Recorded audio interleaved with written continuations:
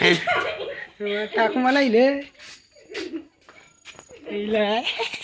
लाजिलायो मोनाबायानो नै स्रां नुबावसो नै आंना मोनाबाबो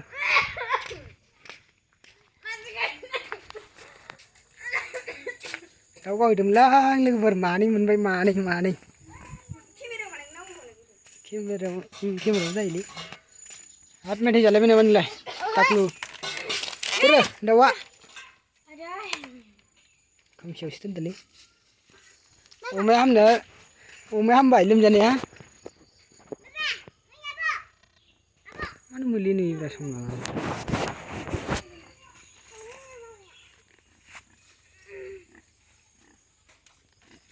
अमाया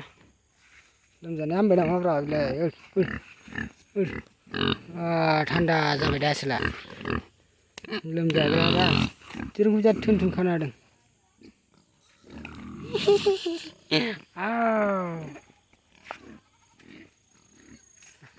इयाव नेट गोनां थांना हगारनोसै आं सादा लायनो थांनिलै दे दाउखौ सावनानै दोनदो जानो दा लोमजासोगारदों आं दाउखौ सावनानै लोमजानायसो नायनि फायबेसे फायबेसेलै थाइबाल'थार नै थाइबाजों मेथाइ जायो बियो बाबा मासे मोनदोंमोन गैला गोमाबाय बाबा मेथाइ जानोसै जायसो गोसो थोलायदों मोनाबाय लोगोफोर जोंखि खैथा जाबायथाय टाइमा आयौ 6:24 जाबाय मोनाखायसिगोन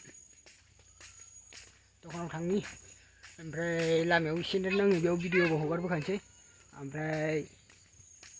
सादा लाबोनोसै 10 थाखानि जानांगौ थांखुथे मानो आंनि गोसो बेमारनि स' गाइस एसेनोसै माने ओरै स्राद भिडिअ खालामलांबाय थानोसै फैदो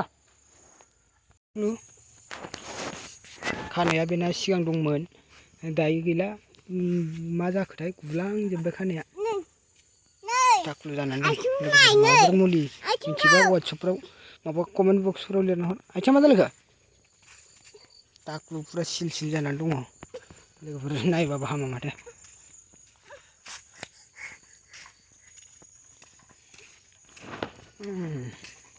अरांनायलै मा लायनायलै आया मा मिनियोरा फैदो नै दैया आयौ मा जाखो मानो लेंग्रा जालाबायनांगौ बै गारि नुदोंना बै गारि नुनाया बैयाव थांगोन आरो जोङो दखानाव खेबथ'लालै दखानाव खेबथ'ला